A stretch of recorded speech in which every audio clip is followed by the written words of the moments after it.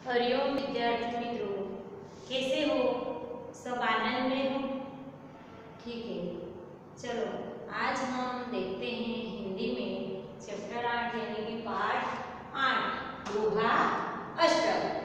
तो दोहा अष्टक अपने कबीर जी के दोहे पिछले क्लास में पढ़े ही होंगे विद्यार्थी मित्रों। यहाँ पे अपने यहाँ कबीर जी के कुछ दोहे हैं, वो आज हम समझेंगे, उसके बारे में सीखेंगे। तो यहाँ पे अपना पाठ 8 है दोहा अष्टक। कबीर जी की, तुलसीदास और रहीम जी के दोहे यहाँ पे दिए हुए हैं। तो दोहे हिंदी भाषा साहित्य की अनमोल निधि हैं। दोहे व्यवहारिक दृष्टांतों के माध्यम से सरल सहज रूप में जीवन लोक व्यवहार गुण स्वभाव नीति रीति आदि से परिचित कराता है। इस इकाई में कबीर, तुलसीदास और रहीम जी के चुने गए ऐसे ही कुछ दोहे यहाँ पे दिए गए हैं। यहाँ पे कबीर का जन्म ये 15वीं शताब्दी के कवि है। कौन सी शताब्दी विद्यार्थी मित्रों? खास याद रखना, परीक्षा में पूछे जाए कौन सी शताब्दी के कबीर कवि थे तो क्या लिखने का? ये 15वीं शताब्दी के कवि थे। कबीर कौन सी शताब्दी के कवि थे? 15वीं शताब्दी के कवि कबीर थे। ये बड़े संत थे। इन्होंने हिंदू और मुसलमानों को उनकी गलतियों के लिए फटकारी है और दोनों को हिल मिलकर रहने का उपदेश दिया है। किसने उपदेश दिया है हिल मिलकर रहने का? तो कबीर जी ने उपदेश दिया है कि हिल मिलकर सबको रहना है। उसके बाद जो तुलसीदास जी कवि है वे 16वीं शताब्दी के हैं। कौन सी? तुलसीदास जी ये 16वीं शताब्दी के प्रसिद्ध राम भक्त कवि है। कौन से? 16वीं शताब्दी के राम भक्त कवि हैं। इन्होंने रामचरितमानस नाम का प्रसिद्ध ग्रंथ लिखा है। कौन सा खास ग्रंथ का नाम याद रखना? रामचरितमानस के प्रसिद्ध ग्रंथ लिखा है। रहीम, तो इनका पूरा नाम है अब्दुल रहीम खान खाना। ये बड़े उदार और अनुभवी थे। हिंदी में इन्होंने बहुत ही सुंदर दोहे लिखे। किसने लिखे? तो रहीम जी ने। रहीम जी का पूरा नाम है अब्दुल रहीम खान। यहाँ पे दोहे दिए हैं। कबीर जी का दोहा है, बड़ा हुआ तो क्या हुआ, जैसे पेड़ खजूर, पंथी को छाया नहीं, फल लगे अति दूर। क्या कह रहे हैं यहाँ पे कबीर जी?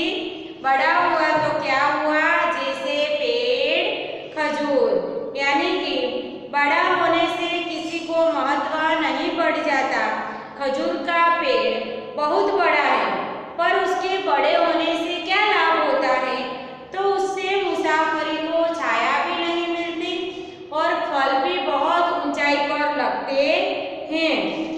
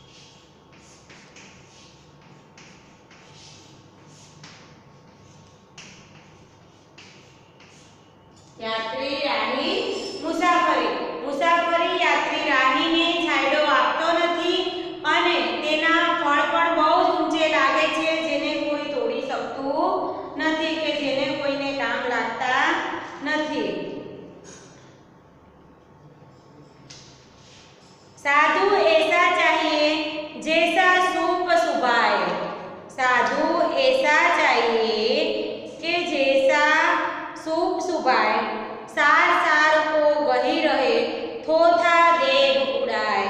फिर से एक बार, साधु ऐसा चाहिए, साधु ऐसा चाहिए जैसे सूप सुभाए, जैसे सूप सुभाए, सार सार को गही रहे, थोथा दे उड़ाए। सूप यानी कि अनाज साफ करने का एक साधन।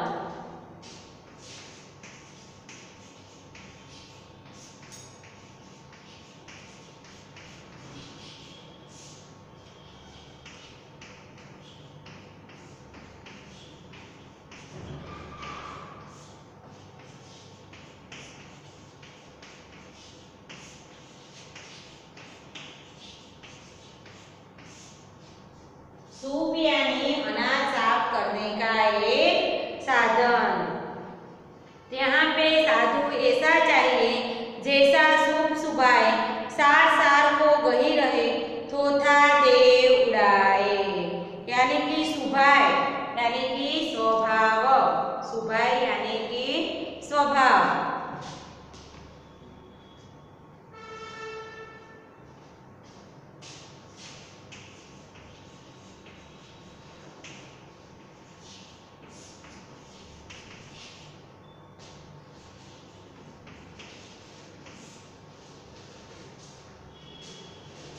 सुभाए यानी कि स्वभाव। सार तो तत्व,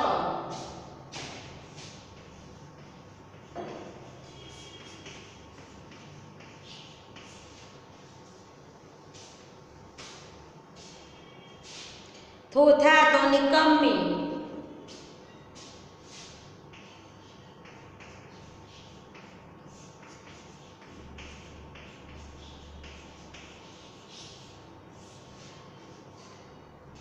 थोथा तो निकम्मी, निकम्मी चीज कचरा।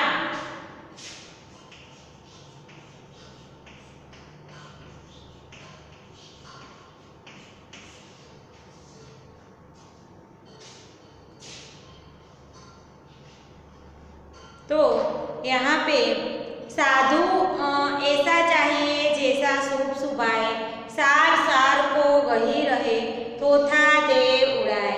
यानी कि साधु पुरुष सूप जैसा स्वभाव वाला होना चाहिए। क्या कहते हैं कवि जी कि साधु सूप जैसा स्वभाव वाला होना चाहिए। सूप अच्छे को अपने अंदर रख लेता है, सूप क्या करता है, अच्छे को अंदर रख लेता है और कचरे को बाहर फेंक देता है। उसी तरह साधु पुरुषों की तत्वों की बात ग्रहण करे, व्यर्थ की बात छोड़ देनी चाहिए। जैसे सूप तो आपने देखा है अनाज साफ करने का जो साधन आता है, उसमें अनाज साफ करने अच्छा अंदर रहता है और जो कचरा है वो बाहर फेंक देता है। ऐसे ही जो साधु संत है जो अपनों को प्रवचन देते हैं उसमें से अच्छा ग्रहण करने का और जो बुरा हो या उस व्यर्थ की बातें हो उसको बाहर छोड़ देने का। એટલે કે કવિ એવું કહેવા માંગે છે કે સાધુ સજ્જનનો સ્વભાવ સુપડા જેવો હોવો જોઈએ। સુપડું તત્વ અનાજને રાખી લે છે અને થોથા ઉડાડી મૂકે છે, એટલે કે કચરાને ઉડાડી મૂકે છે। એવી જ રીતે સાધુ પુરુષ તત્વોની વાત ગ્રહણ કરવી જોઈએ અને નકામી વાત છોડી દેવી જોઈએ। उसके बाद आगे हैं माखी, माखी गुड़ में गड़ी, माखी गुड़ में गड़ी रहे, पंख रियो लिपटाए, पंख रियो लिपटाए, हाथ मले और सिर धुने, हाथ मले और सिर धुने, लालच बुरी बलाए, के लालच बुरी बलाए। यानी कि कबीर जी कहते हैं कि मक्खी गुड़ खाने के लिए गुड़ पर बैठती है। मक्खी कहाँ बैठती है, मक्खी गुड़ खाने के लिए गुड़ पर बैठती है और उसमें फंस जाती है। क्या होती है, और उसमें फंस जाती है। उसके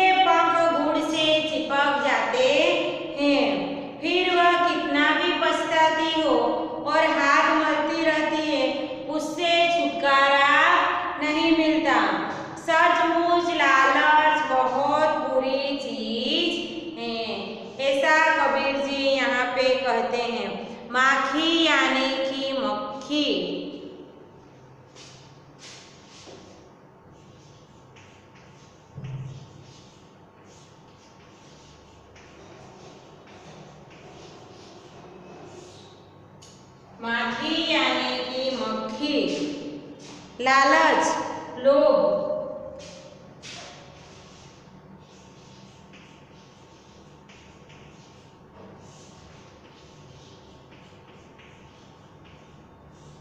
लालच, लोभ, बलाई तो आपत्ति,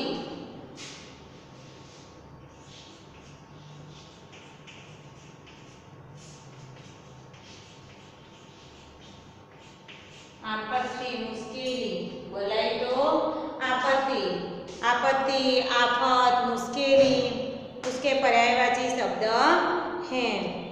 उसके बाद आगे तुलसीदास जी के दोहे हैं।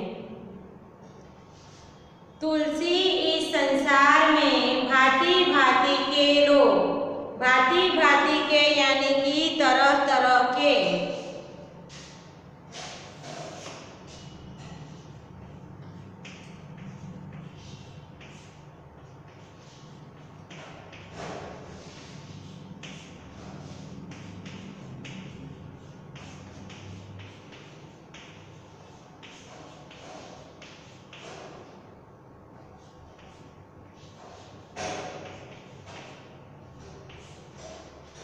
भांति भांति यानी तरह तरह के लोग, संजोग तो संयोग,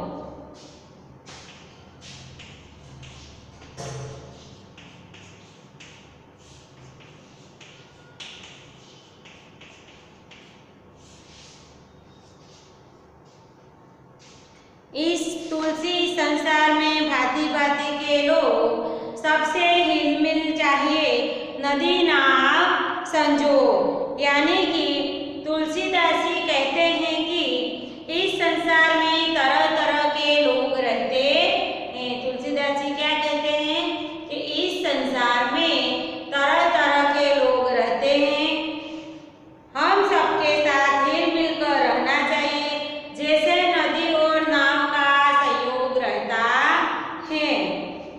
तुलसीदास जी इस दोहे के द्वारा हमको सबको साथ हिल मिलकर रहने का संदेश देते हैं। जैसे कि तुलसीदास जी कहे छे के गरीबनी तुलसीदास जी कहे छे आ संसाરમાં अनेक प्रकारना लोको रहे छे। શું કહે છે तुलसीदास जी? तरह तरह भांति भांति के लोग એટલે કે અનેક પ્રકારના અલગ અલગ લોકો રહે છે।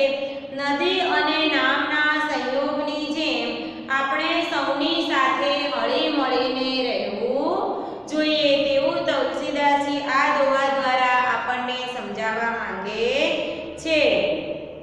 उसके आगे है तुलसी हाय गरीब को कबहू न खाली जाए, मुंह ढोर के चाम से लो भस्म हो जाए, यानी कि हाय तो बददुआ,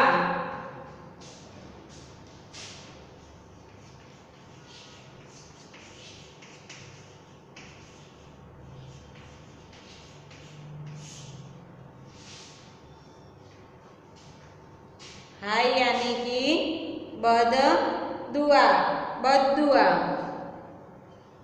कबहू खाली तो व्यर्थ,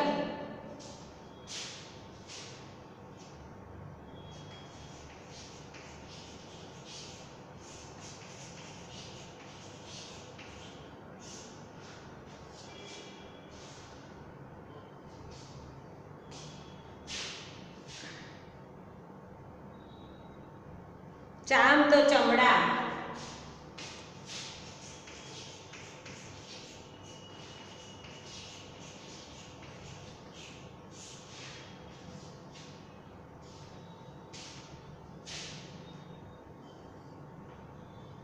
भस्म तो राख,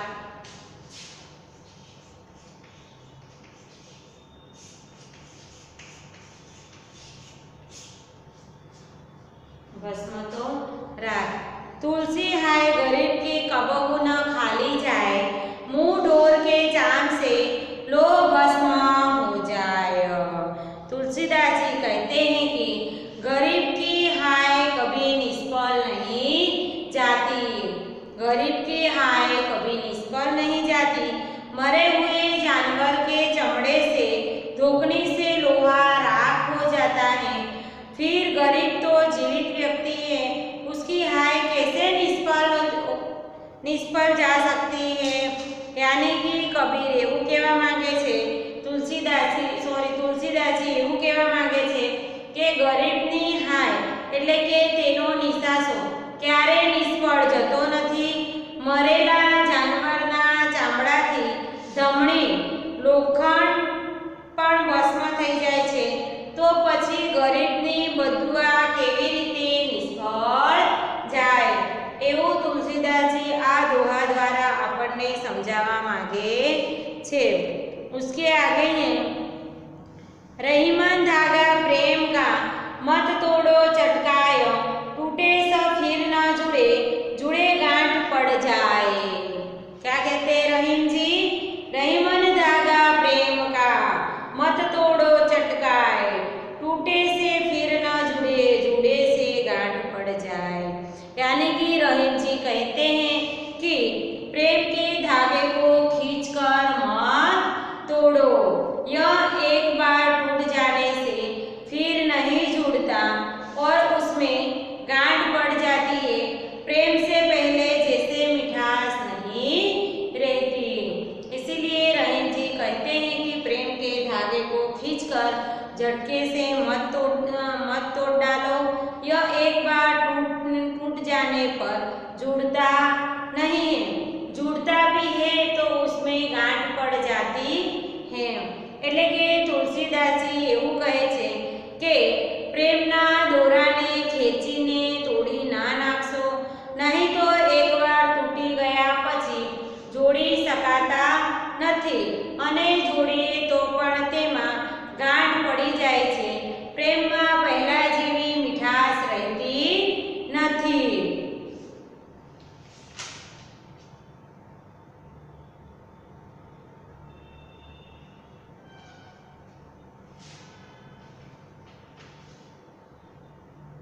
उसके बाद है तरुवर फल नहीं खात हैं, सरवर पियहि न पानी, कही रहीम पर काज हित, संपत्ति संचहि सुजानी। क्या कहते हैं यहाँ पे रहीम जी? तरुवर फल नहीं खात हैं, तरुवर फल नहीं खात हैं, सरवर पियाहि न पानी, कही रहीम पर काज हित, संपत्ति सचही सुजानी।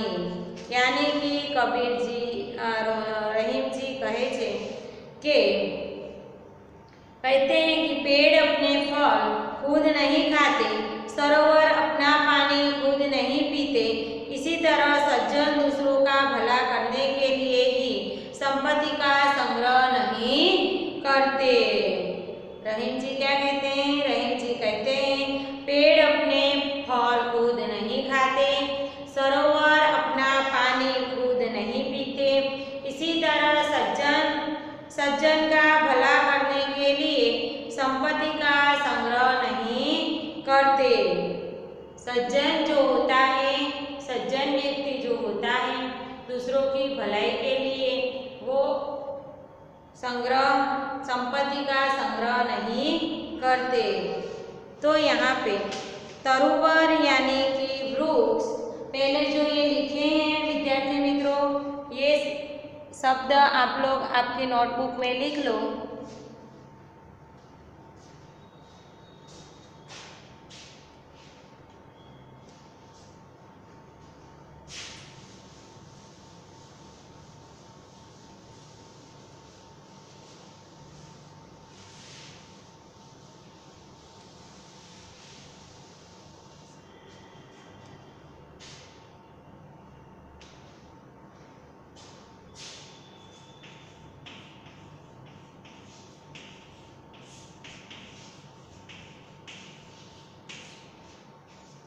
तरुवर यानी कि वृक्ष, सरवर तो सरोवर,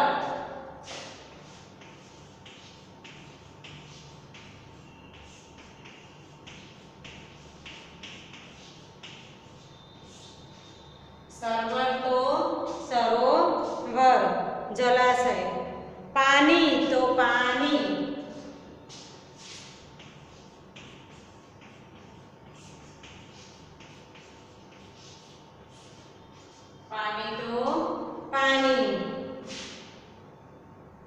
परकाज परोपकार,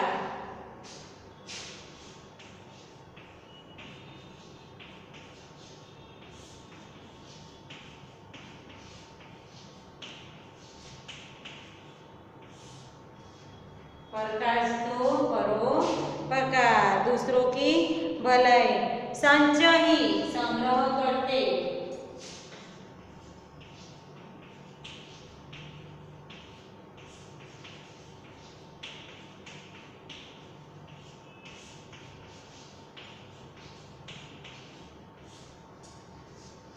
संचयी यानी कि संग्रह करते, सुजानी तो सज्जन,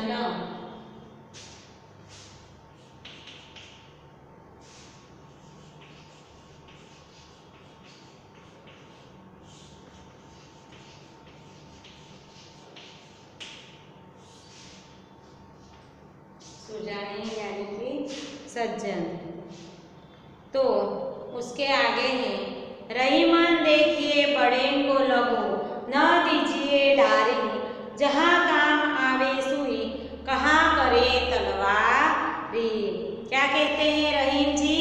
रहीम जी कहते हैं कि रहीमन देखी बड़े को लगो, रहीमन देखी बड़े को लगो, न दीजिए डारी, जहाँ काम आवे सुई, कहाँ करे तलवारी, जहाँ काम आवे सुई, कहाँ करे तलवारी। रहीमन देखी बड़ेन को लगो, न दीजिए डारी, जहाँ काम आवे सुई, कहाँ करे तलवारी। तो रहीम जी यहाँ पे कहते हैं बड़ेन, लघु यानी कि छोटा,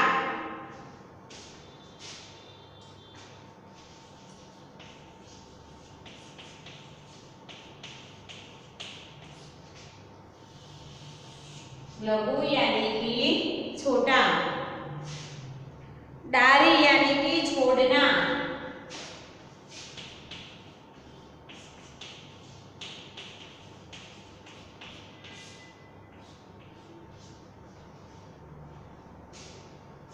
डारी यानी कि छोड़ना, उपेक्षा करना,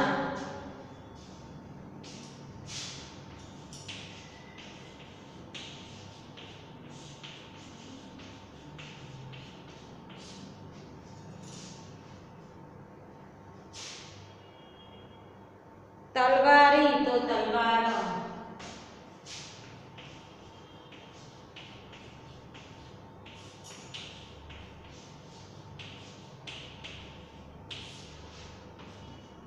तलवारी तो तलवार।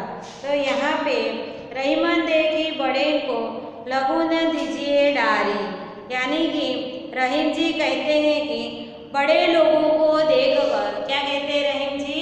बड़े लोगों को देखकर, बड़े लोगों से प्रभावित होकर छोटे लोगों की उपेक्षा मत करो, जहाँ काम सुई आती है वहाँ तलवार काम नहीं आती। એટલે કે રહીમજી એવું કહેવા માંગે છે કે મોટા લોકો જોઈને નાના માણસોની ઉપેક્ષા કરશો નહીં, જ્યાં સોય કામ લાગે છે ત્યાં તલવાર શું કામ કરી શકવાની હતી, એવું રહીમજી આ દોહા દ્વારા આપણને સમજાવવા માંગે છે કે રહીમજી कहते हैं कि बड़े लोगों को देखकर, बड़े लोगों को देखकर, बड़े लोगों से प्रभावित होकर छोटे लोगों की उपेक्षा मत करो, जहाँ सुई काम आती है वहाँ तलवार का कुछ काम नहीं है। એટલે કે એવું કહેવા માંગે છે રહીમજી કે મોટા લોકો જોડે રહીને આપણે તેની ઉપેક્ષા, નાના લોકોની ઉપેક્ષા કરવી જોઈએ નહીં, કેમ કે જ્યાં સોય કામ લાગે છે ત્યાં તલવાર કશું કામ કરી શકતી નથી, સોય સોયનું જ કામ કરે છે અને તલવાર તલવારનું જ કામ કરે છે, એટલે નાના મોટાની ક્યારે ઉપેક્ષા કરવી નહીં, એવું આ દોહા દ્વારા આપણને આ રહીમજી કહેવા માંગે છે। तो विद्यार्थी मित्रों अहिया यहाँ पे जो अपना दोहा अष्टक था कबीर जी, तुलसीदास जी और रहीम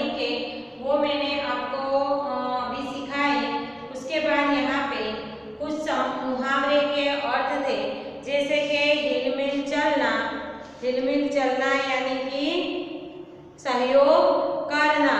तो सबसे हिल मिलकर जाने में ही समझदारी है। हाथ मलना यानी कि पछताना, हाथ मलना यानी कि पछताना। निशाना चूक जाने से हिरण भाग गया, शिकारी हाथ मलता रह गया। सिर धुनाना यानी कि पछताना, सिर धुनने से बिगड़ा काम नहीं बनता। लोहा भस्म हो जाना, लोहा भस्म हो जाना यानी कि कठिन चीज का नाश होना। जब आग में लोहा ही भस्म हो जाता है तो यह लकड़ी को क्यों नहीं हो सकती? ऐसे मुहावरे पूछे जा सकते हैं। तो उसके बाद यहाँ पे कुछ मुहावरे थे वो मैंने आपको बताए। पंथी यानी कि मुसाफर, यात्री, राही। सूप अनाज फटकने का छाछ यानी कि साधन। सार निष्कर्ष, सारांश, थोथा, निकम्मा, कचरा। बलाई आपत्ति, आफत, विपत्ति, मुश्किल। भांति भांति, तरह तरह, भिन्न भिन्न। हाय तो बदुआ, भस्म तो राख, चटकाय शीघ्र, तुरंत, फौरन। तरुवर तो पेड़, वृक्ष। सरवर तो सरोवर। संचयी तो संग्रह करना। सुजानी तो चतुर। बड़े तो बड़ा, तलवारी तो तलवार। यहाँ पे तरुवर तो पेड़ यानी वृक्ष, दोनों में से कुछ भी लिख सकते हो। सरवर यानी कि सरोवर। पानी तो पानी। परकाज तो परोपकार। संचयी तो संग्रह करते हैं वो। सुजाना तो सज्जन। लघु तो लघु का अर्थ क्या है विद्यार्थी मित्रों? छोटा। डारी छोड़ना, उपेक्षा करना। तलवारी तो तलवार। भांति भांति, तरह तरह के लोग। संजोग तो संयोग। हाय तो बदुआ, खाली तो व्यर्थ, नकामी। चांद तो चमड़ा। भस्म